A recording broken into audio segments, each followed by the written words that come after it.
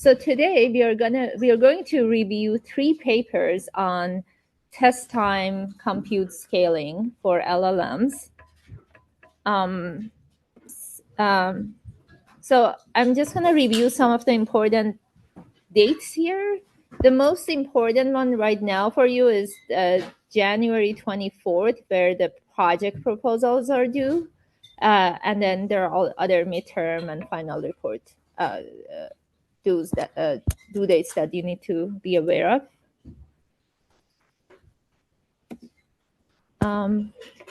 Now, again, because the January 24th is your deadline for sending project proposals, let's review this project, course project logistics very quickly.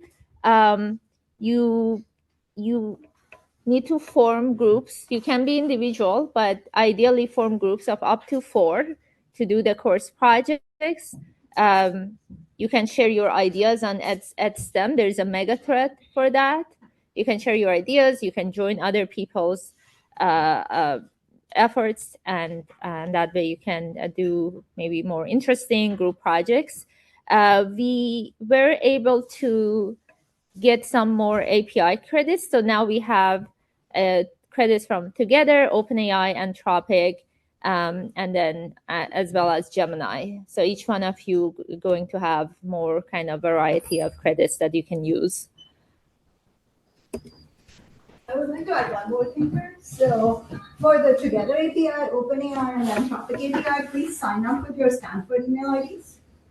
And we'll send out a form where you will give us some account ID that they want, and then we'll pass it on to the account managers on the API side, and then they will credit your accounts with the credits. And then as you pull, you'll have to play around with the API keys as to whose one is being used.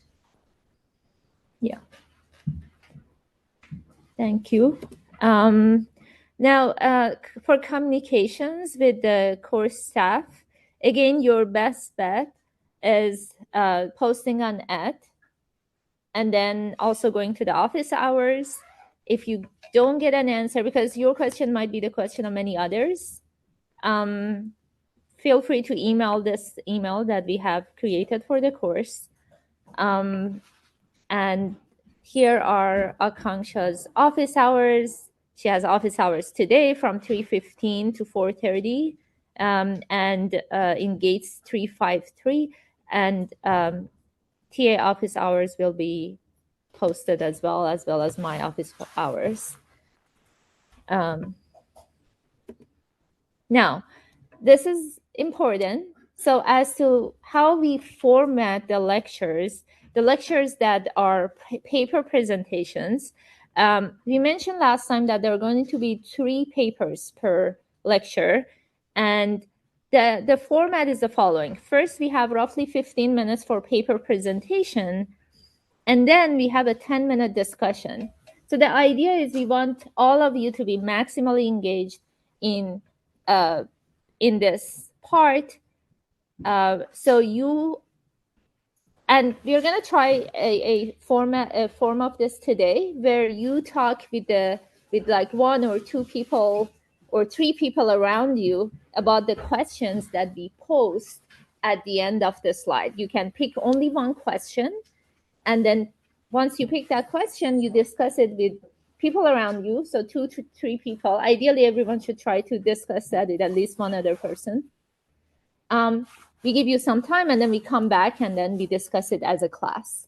So pay attention to the paper so you can discuss the presentations, discuss the questions, and then be engaged.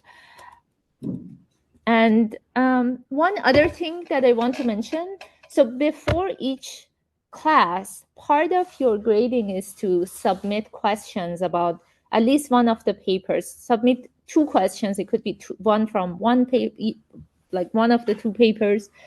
But you need to send your questions from the papers that are selected per lecture by 10 p.m. the night before that lecture. We're going to send you reminders on Ed, so you know that you need to do that. We are going to have a great scope. But for the lecture today, we only got 43-ish submissions. whereas so a bunch of students did not submit that. That's okay. I think the point for this lecture is just going to be given to all of you, but for the lectures from Monday, so and after that, please do submit your questions, and our goal is to also anonymize some of the questions, the questions, and have it be available to everyone. What we saw, even from the questions that were sent today, a lot of like ideas on like how to improve a paper or how to build on that and have new projects were submitted. So I think it's an interesting source for you. Okay. Any questions here from the logistics?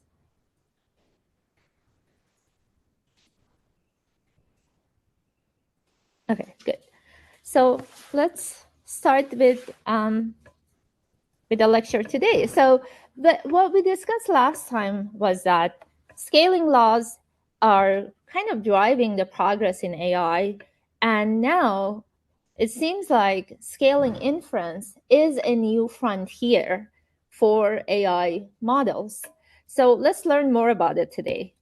So the first paper that we are going to discuss is called Large Language Monkeys, Scaling Inference Compute with Repeated Sampling. And this is a paper that we published in our lab at Stanford last July. And let's start with the motivation, or kind of motivation at least for the naming of the paper. Some of you in this room might have heard about infinite monkey theorem. So the idea, or what this refers to, is that if you have a monkey in a room hitting on a keyboard, and the monkey just infinitely just typing on that keyboard, we can almost surely get very interesting pieces of text, including the works of William Shakespeare. So that is called infinite monkey theorem. But what our paper is, this is called Large Language Monkeys, proposes a very simple approach to increasing inference time compute for language models to get better capability out of that. So the idea here is that we have an input prompt that goes to a language model, but instead of asking the model once to solve this or answer this prompt, we repeatedly sample from the model. Now, models are stochastic. They do have a temperature that allows different variations of answers to that that the model can generate. And the next stage is we assume that we have access to a verifier. You can think of a verifier as, for example, unit tests for software engineering, that we can use this verifier to select which one of these suggested answers is the correct one, or which ones are the correct ones, and then choose one of them and output that on the output side. So the idea again is going from a simple prompt answer scenario to a prompt with many answers for the same prompt repeatedly, and then use a verifier and go on from there. So it turns out that scaling inference works really well. So what we are showing here in this way, so what we are showing here is the results on SweBench. SweBench is this software engineering task, and a higher score means better, more problems were solved. And the blue line here is an open source model. It's called DeepSeek. And then we are comparing the results with two other models. One is O1 Preview, and the other one is a more comprehensive AI system with Claude 3.5 Sonnet as the backend. So while in the beginning, when we ask the model, our sample size is only once, meaning we only ask the model one time to solve a problem, the coverage for DeepSeek, or the number of problems it solves, is very low compared to these other frontier models. But as we increase the number of samples, the capability of DeepSeek in solving problems continues continuously improve. And it goes all the way to up to more than 70%. So what we are seeing here is that DeepSeek has this ability to solve these complex problems, but it only can get there if there are many, like we spend a lot of compute on inference. We run repeated sampling to extract these correct answers. And again, we are assuming that we do know how to select the correct answer given the bunch of the number of answers that DeepSeek has generated. So going back here, I feel like I missed, okay, this slide. This slide I showed you, I believe in the previous lecture as well, but this property of getting more out of any model with repeated sampling is not just for DeepSeek or Sweetbench, it holds for a variety of tasks. And here you can see these are different math and coding tasks. And again, the baseline here, the dashed red line is the GPT-4o model. And it turns out that if you even ask a Llama 3.8b model, which in this case is the blue line, although it does very poorly with one sample, but if you repeatedly sample, that it outperforms in all of these cases over GPT-4o, and it does it like significantly better as well. Now, previously we saw the pre-training scaling loss for large language model, which this is this property. It's great. The language models just get better if we throw in more compute data and parameters to the training of them. And it turns out that we can have similar scaling laws, but this time for inference. So what we are going to see is that we can approximate the relationship between the accuracy and the number of samples that we take from a model with an exponentiated power law. So let's assume, and this is going to be the formula for it.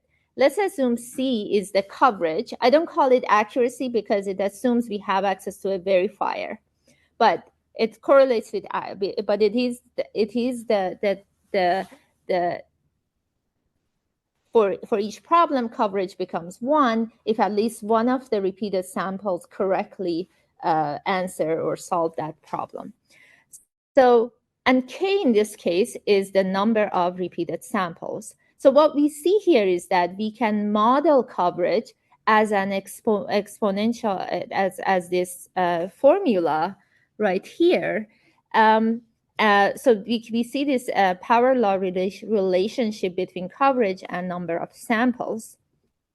And now we can take that and we can use this property to model these lines even before running those samples. We can predict how our coverage is going to increase because we have this formula. We can show this matching.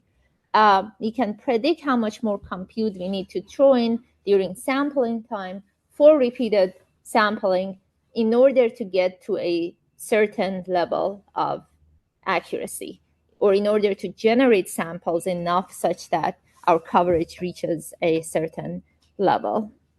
So this is very important because right now, in this case, unlike the training scaling laws, we are not really changing the model at all. We are not changing the parameters of the model. All we are doing is increasing the knob on inference compute on the model to solving the task that we want. And we can also have a control on that. We can think about, okay, how much more do I need? How much more cost is going to have for me to bring this capability to the model?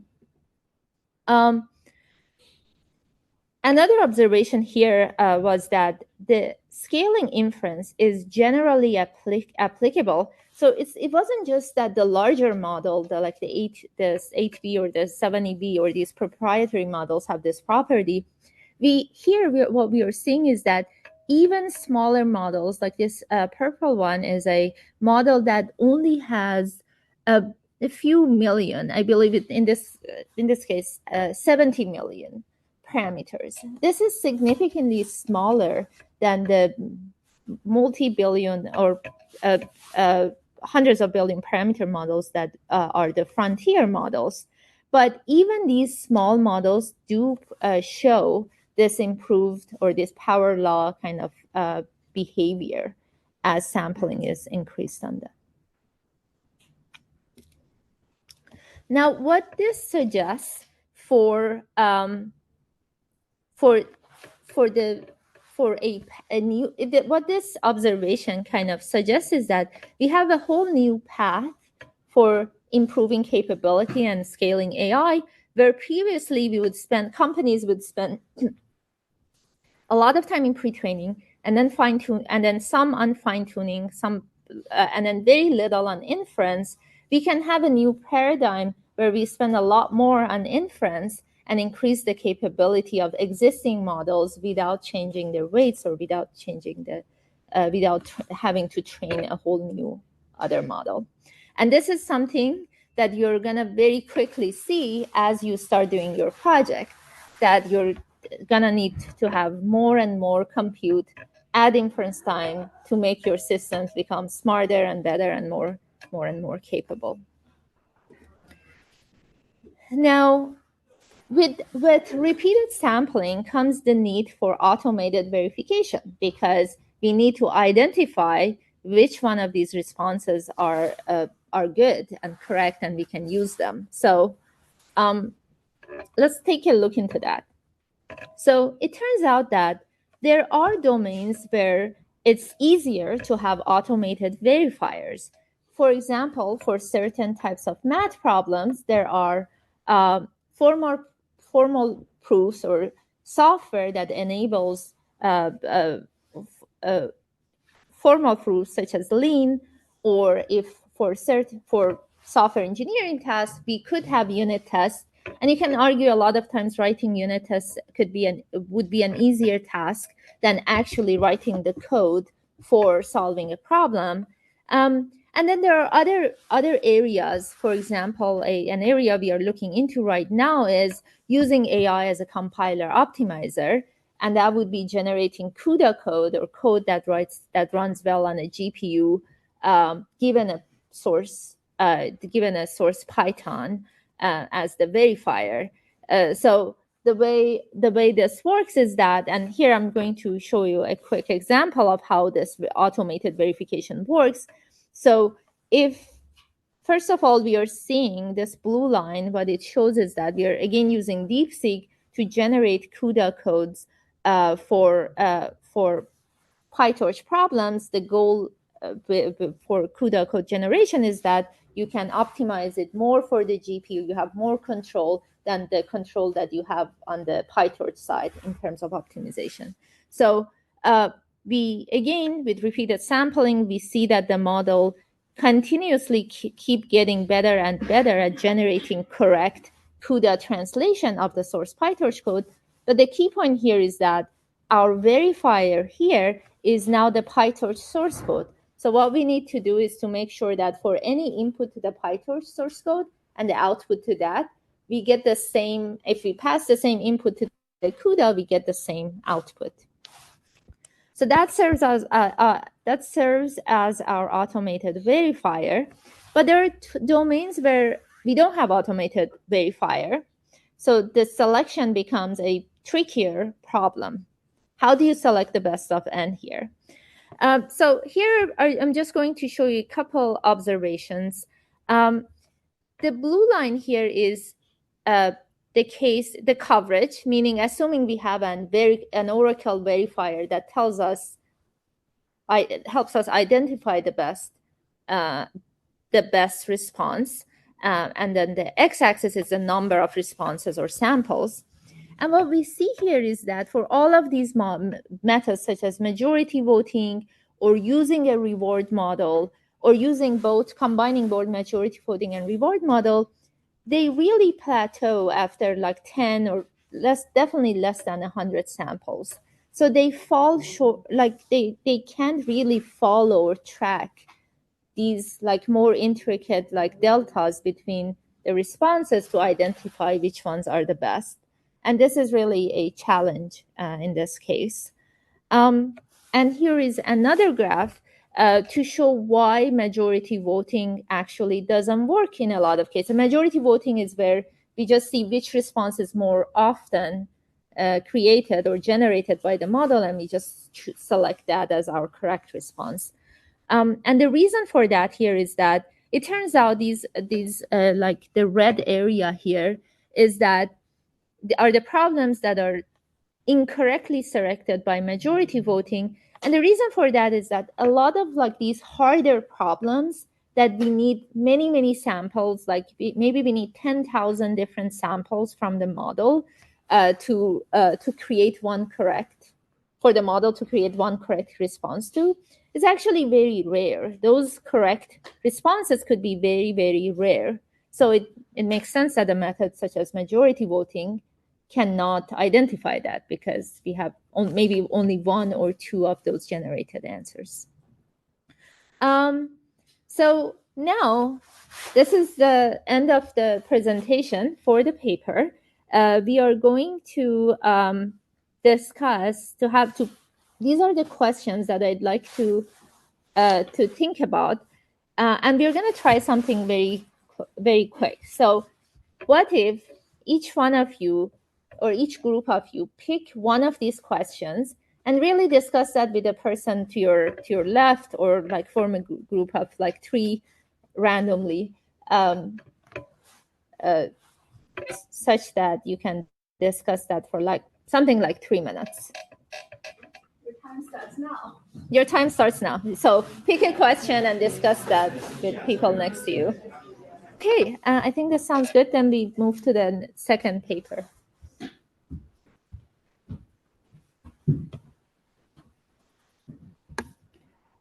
So for the second paper, so now we know that the large language monkeys allow us with repeated sampling, and that's very effective. And I think Adrian already brought up that we can scale computed inference in more interesting ways.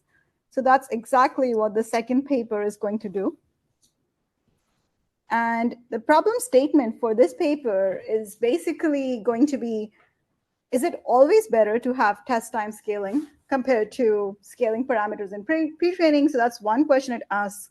And the second question it asks is that if you have a limited inference time compute, does it always help on all kinds of prompts? So it introduces a new dimension of problem difficulty. So if I have an easy problem versus a difficult problem, what does that mean in terms of inference time compute? And it kind of makes the assumption that you have a fixed non-trivial amount of compute, and as you vary that value, how does that change the performance of the model on different difficult problems? And if you want to remember the basics, intuitively so they're only going to focus on math as the benchmark. Math is high school problems from math. And what they find in this paper, or what their intuition effectively ends up being, that the easier problems, typically the model is able to generate the first answer somewhere in the right ballpark.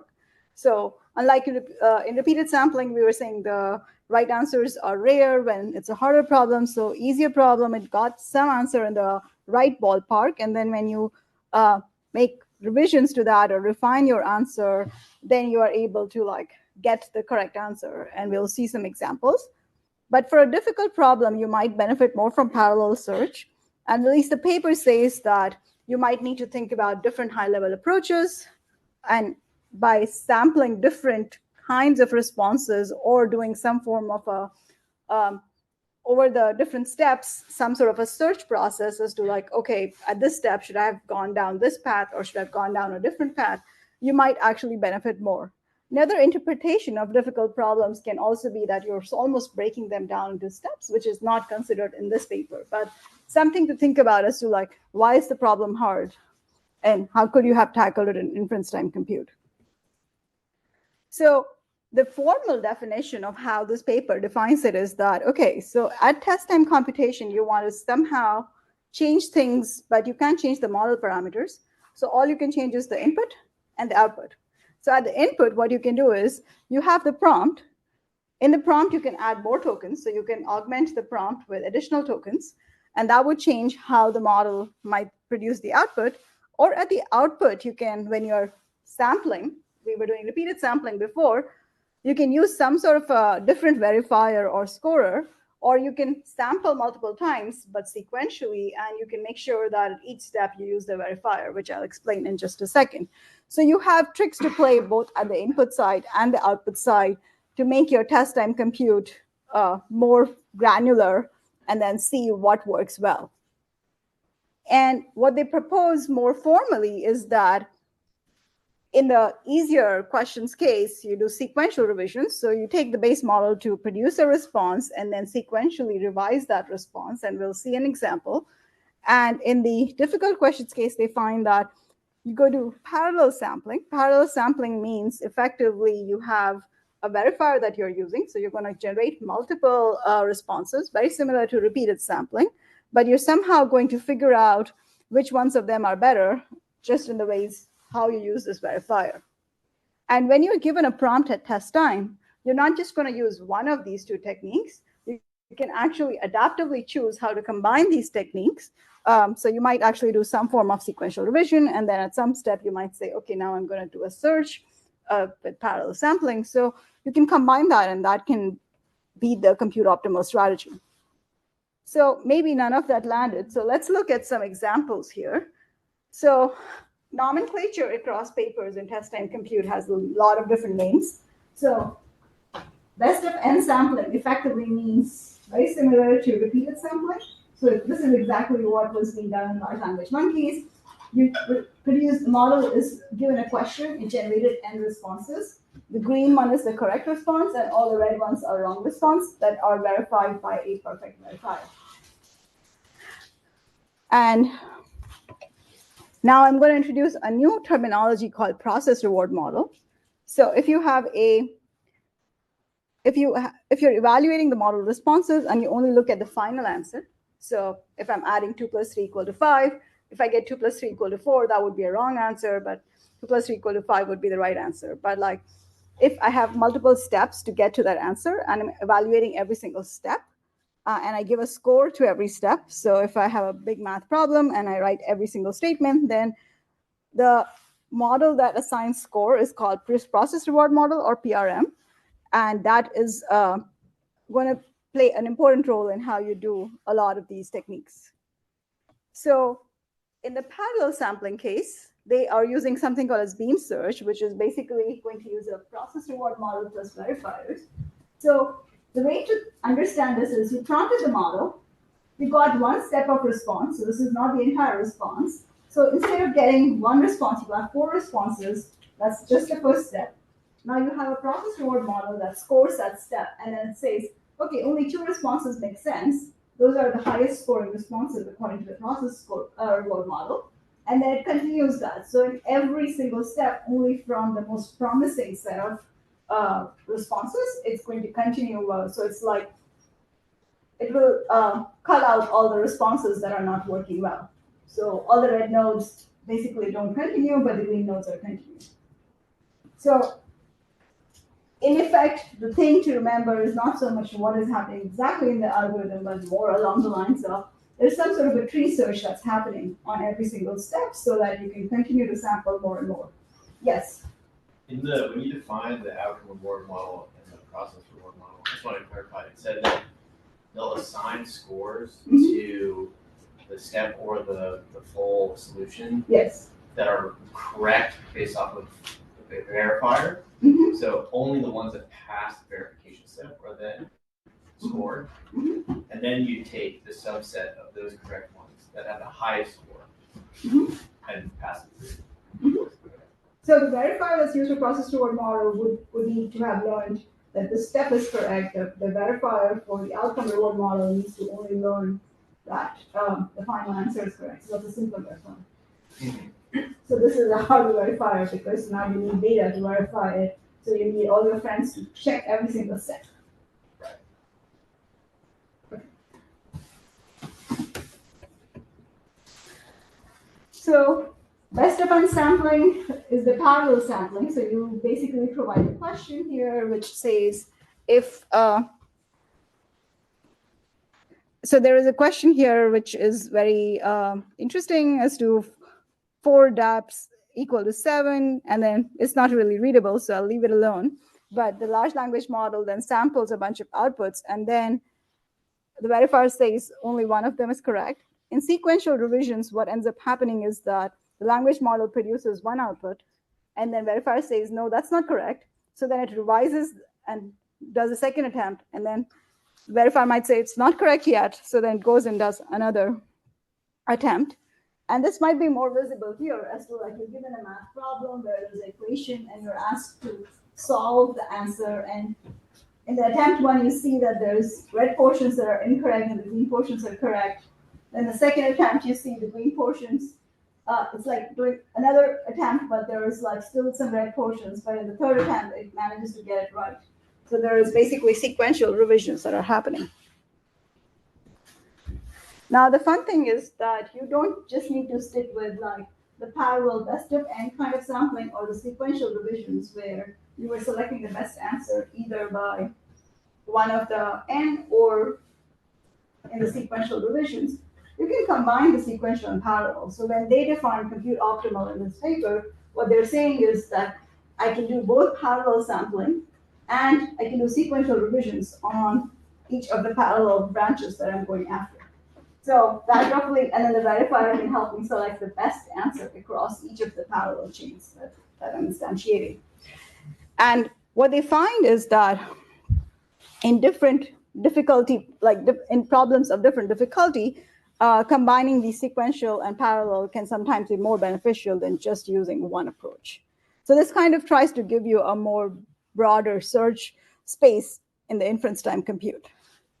Now, I'm also trying to give you a sense of like when you're presenting papers, so we went through the problem definition, why is it important, and then some definition of like the terminology in there, the proposed thing. And then this is the methodology that they're using. So in terms of methodology, I think it's worth noting that they're only doing evaluations on math benchmark. And then the model they're using is something called as PALM2. And PALM2, which is actually Cody is the one that is fine-tuned towards code, so and math. So it does really well on the math benchmarks as well. And since they talk about question difficulty as one of the axes that are going to vary, they have this estimation for question difficulty, which they are using an Oracle verifier for. So they bin how well the questions respond, the pass at one rate, and then they use that to put it into 5 quantiles of increasing difficulty, like how easy or difficult the question is. So those are some of the methodology things. We talked about process reward models, so it's worth knowing that the process reward model is being trained with an approach that will be discussed in next class. So you don't need to yet know how to train it, but it's worth knowing that we'll discuss this paper in the next class. And the revision model needs some sort of trajectories of like, okay, this was incorrect and this is correct response. So they actually do some interesting tricks to approximate these trajectories. So they don't actually construct these trajectories. They kind of like do a proxy for these trajectories to define how the revision model gets fine-tuned. Okay, so let's look at a few results. So first, we're just going to take the sequential revision case. So you're going to only iteratively revise your answers at test time. On the y-axis, it's basically the generation budget. So earlier we were showing that as number of samples in the monkeys paper. Here we are showing it as generation budget. And on the y-axis, we have the accuracy on the math benchmark. And what you notice here is that the standard best of n sampling, which would be the repeated sampling versus the compute optimal approach in this case, the gap between them gradually widens. So in some ways, if we are just doing majority voting or we're just doing best of n weighted actually uses the process reward model. You can get better values at higher generation budgets doing compute optimal because you basically can refine your answers better. At small generation budgets, it's almost agnostic, so you're not getting as much value out of it. Now, in the parallel, this process reward model verifier case, you have a slightly different curve. So here you're comparing again, x-axis is generation budget and the y-axis is the math accuracy. And you're comparing, ORM stands for outcome reward model, and PRM stands for process reward model. So you have the purple and green are the outcome reward model and process reward model, but still the repeated sampling. So we call it best of n here. And then the compute optimal that we just discussed is the blue curve. So if you see that there's a big gap between the blue curve, which is the compute optimal, and the red one, and even with the best of n, there is significant improvements that you see. And especially at small generation budgets, you're seeing a lot of value. That's a lot of early improvements. And then what does it mean to like have this compute optimal strategy? Like how much parallel, how much sequential should I, like how should I even like vary? How should I think about that? So this graph tries to capture that bit. So let's look at this graph. So on the x-axis, 1, 2, 3, 4, 5, 1 represents the easier question and 5 represents the more difficult questions. And then the colors are actually sequential to parallel ratio. So the dark purple represents that you're using more sequential revisions, and yellow represents that you're using less. So basically higher ratio versus less ratio, right? So if you look at the easier problems, there is they get their best performance just by using sequential revisions, and there's not much difference between doing more parallel sampling. But if you go towards the 4 and 5 as a category, you do start to see some value, and there is an ideal ratio of like the sequential to parallel. So compute optimals does start to help. Yes. So can you go back to the last? Yes. In large language monkeys, the takeaway was if you have a cheap enough model, then you can sample many times. Yes. And land up at a right answer. Yes. But they were using DeepSeek as a verifier. Right. No, they were using DeepSeek as the base model. The verifier was perfect.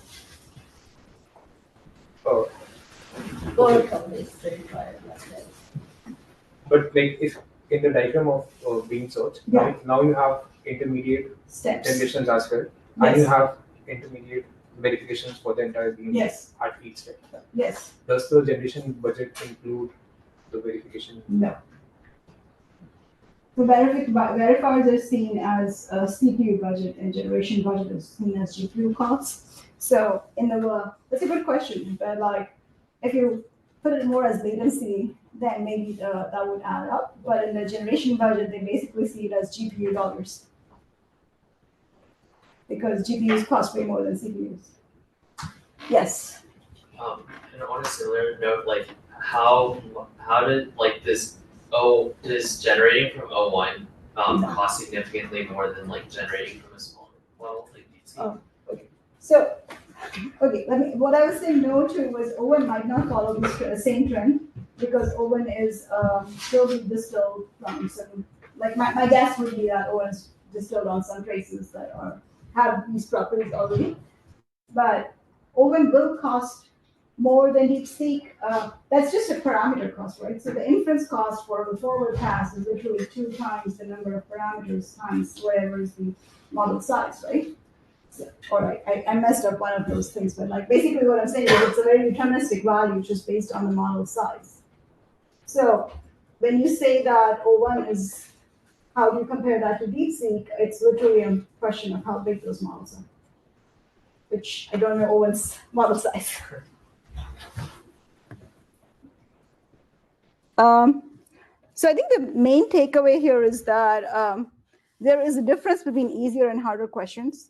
And I think the other takeaway for those of you, as you're thinking about projects, is to actually spend some time looking at your evaluations.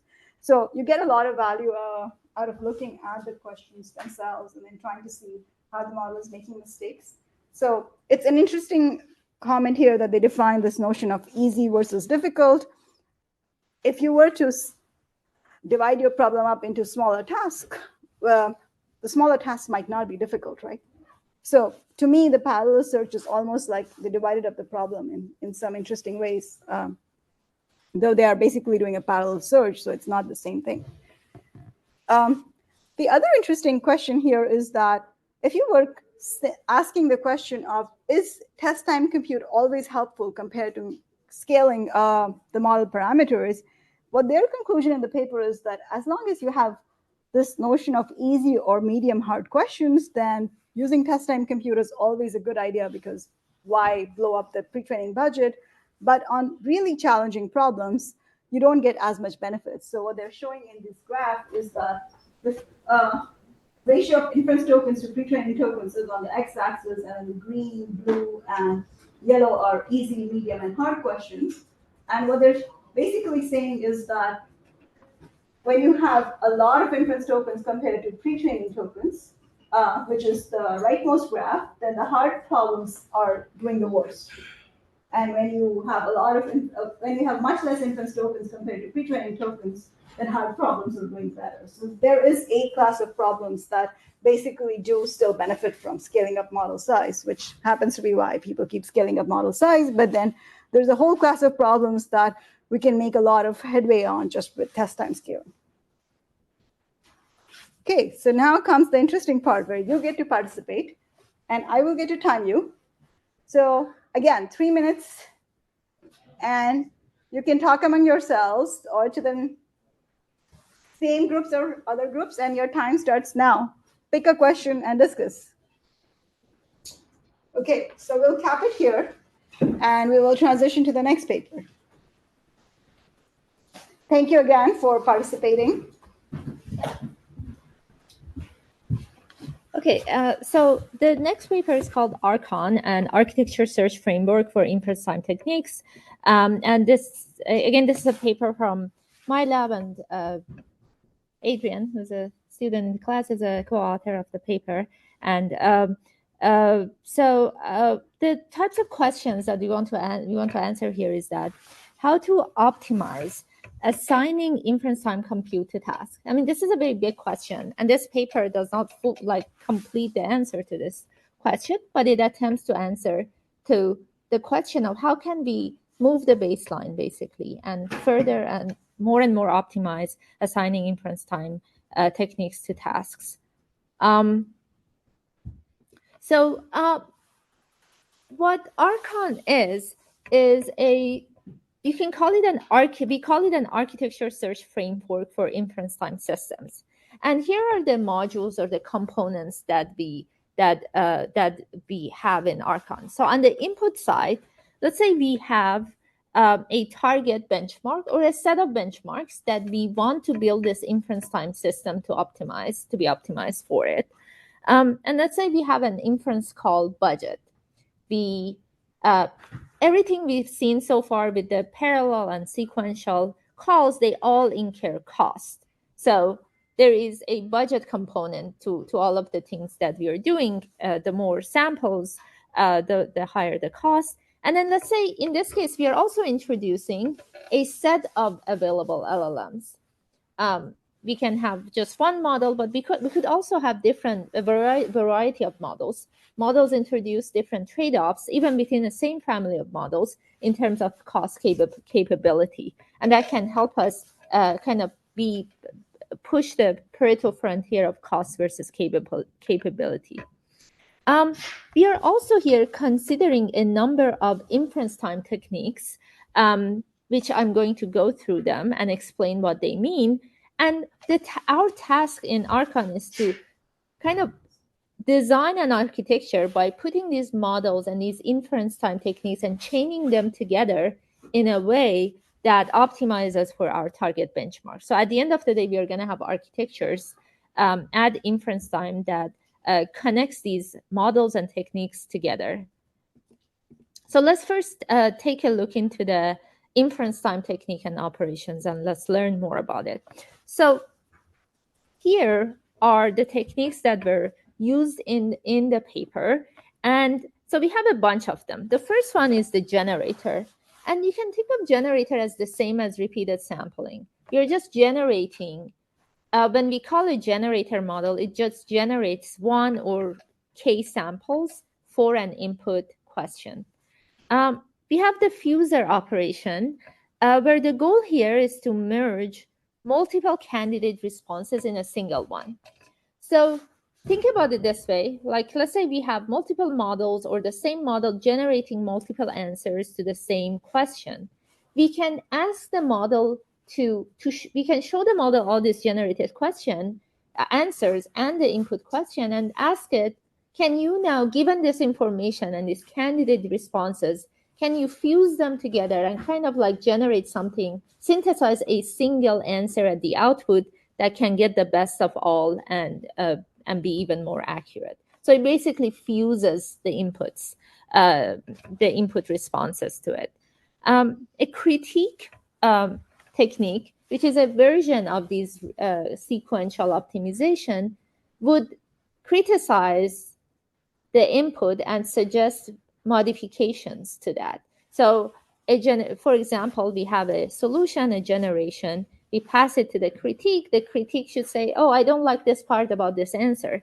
Could you modify that? So the job of the critique, or the task of the critique technique, is to identify the strengths and weaknesses and suggest those and changes. We also have a ranker model. The ranker model, in this case, we have, and this is again a model-based ranker. We have a bunch of responses, and the ranker model ranks these responses from 1 to k based on how good they are. We can prompt the ranker model based on different qualities that we care about, but we can also, in this case, we could have a rather generic ranker model that focuses on quality and the correctness of an answer. And then the verifier model returns the candidate with the verified, together with the verified reasoning. So it basically, at this, whenever we get to a verifier op, at the output we have an answer that we can assume this is our the standalone answer that we can pass it to the next stage. We also had other kind of operations, such as unit test generation. In the first paper, where we presented in the language monkeys paper, we kind of assumed for code we have unit tests. And this is an assumption that could be valid for a lot of projects or problems. We can have unit tests. But okay, let me go here quickly. But we could also have the model generating those unit tests for us. Here is an example. For example, the problem is check for balancedness of round brackets in an input string. And now we are asking the model to generate unit tests for us. And then here are a bunch of unit tests that the model generated. For example, one is given a string with an odd number of brackets, the solution should output no. Or when a closing bracket is encountered, it must match the most recently opened bracket that hasn't been matched yet. So these are all sensible unit tests that the model generated. Of course, the model isn't perfect, but of course, all we want here is to improve the baseline, right? We want to have more supervision around how we verify and how we test the generated responses in order to be able to filter them or revise them and so on. And in summary, we can have different kinds of inference time techniques. For example, the generative ones are the ones that generate a response. The reductive ones, the ones that they take it so the generative ones can generate samples based on different criteria. The reductive ones take multiple responses and then shrink them. Like, for example, a fusion or ranker model takes a bunch of responses and synthesizes only one in the fusion case, or in the ranker case, it selects the top 3 or top 5 among the large number of candidates. And then we also can have the comparative ones, for example, the critique and unit testing, that they compare two inputs and provide analysis for them. Now, let's take a look at some of the architectures that Archon came up. I still haven't told you how do we mix and match these different ops, but I want to show you this architecture so it gives you an idea of what we are looking for. So, for example, this is an architecture that our Archon came up with for a suite of tasks, where on the input side we have a bunch of generators. Each of these generators are a different model kind of drives a generator, meaning different model generates a response for that input prompt. Then we have a critique, then we have a ranker, and then we also have a bunch of fusion models. So what the fusion, each of these fusers do is they take the inputs that are criticized and revised, and then they fuse them and generate one output. We then pass that, or this, according to this Archon architecture, this kind of the process continues by a critique model and a ranker model and so on.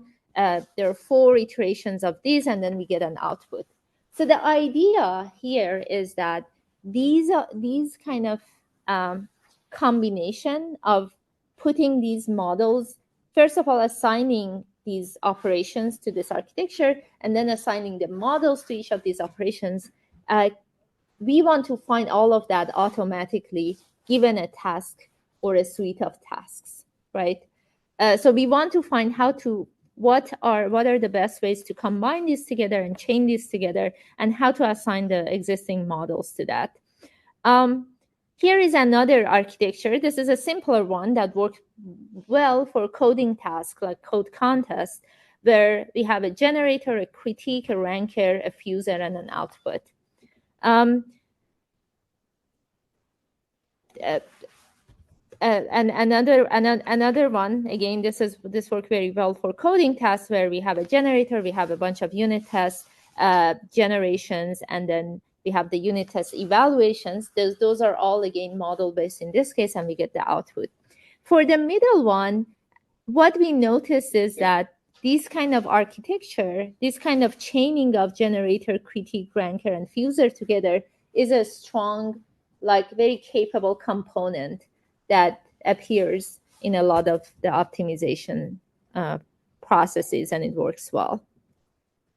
So now when we look back at our kind of like ways of putting these techniques together, these architectures are somewhat reminiscent of neural net architectures, where we can stack these layers of inference time operations to it. For example, for these benchmarks such as empty bench, like alpaca, eval, and so on, the pink bar here shows when we have the maximum number of layers of these kind of critique and fusion. And it seems like in these cases, stacking more and more layers are helping the model become more accurate than not, right? So in a way, it seems like we are now building architectures where our neurons or our operations are actually inference time techniques, and we are kind of stacking them together, making them deep and making them work better across many of the tasks. Now, the next question to answer here is that how do we actually optimize our system given these inputs? And in this case, we use a rather straightforward technique to optimize the architecture search process. But we had a set of rules for the search optimizer.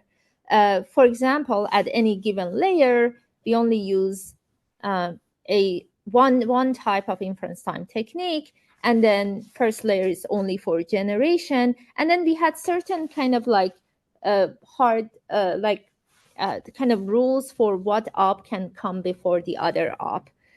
For example, when we have a unit test generator, it must be followed by an evaluator, right? Because we want to use those unit tests and evaluate our responses based on them. So all of these kind of rules that we have here is just based on the definitions of our inference time ops. They only make sense to exist. And once we had that, the technique that was used here was using Bayesian optimization. Basically, the problem of searching this inference time design technique comes down to an optimizer, like a hyperparameter optimization, where we are saying, okay, for layer 1, which type of inference time technique we use and which kind of model we assign to that. So, and the search is over available LLMs, inference time ops, and the inference call budget. So we do these optimizations on a tiny, like a small subset of the tasks. And here are some of the results that I wanted to highlight here. The thing is, we can optimize Archon for a single task, or we can optimize it for a bunch of tasks together. So the reward that we use for our Bayesian search optimizer, that's what I showed in the previous slide, that does better than greedy and random search. The reward is just can be, instead of the accuracy on a single benchmark, it could be the average accuracy on a bunch of benchmarks. And once we have these optimized kind of architectures, we are looking into some of the results over frontier models, such as at the time of the publication of the paper, such as GPT-4o or Claude 3.5 Sonnet. And these are the types of results that we are getting from these models on these tasks. And with Archon, although the number of inference time calls is higher, but we are using, we are kind of translating that to higher capability across the board.